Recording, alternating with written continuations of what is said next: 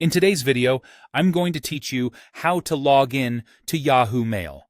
Let's walk through the process together so you can get into your inbox quickly and confidently, with a few helpful tips along the way. First, open your preferred web browser. In the search bar, type Yahoo Mail and press Enter. You can also type the official address directly if you know it, but searching is perfectly fine.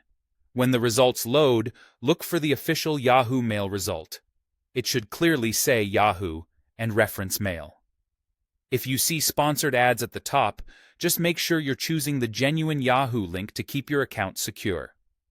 Click the first legitimate Yahoo Mail link to go to the Mail page.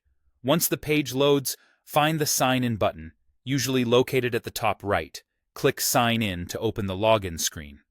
On the sign-in page, you have a few options for identifying your account. You can enter your email address, your Yahoo username, or your mobile number linked to your account. Type one of those and click Next.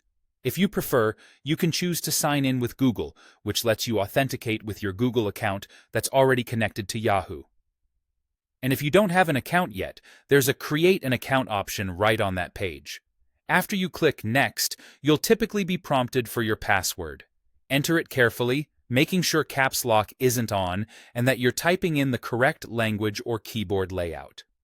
If you use a password manager, this is a great time to let it autofill for accuracy.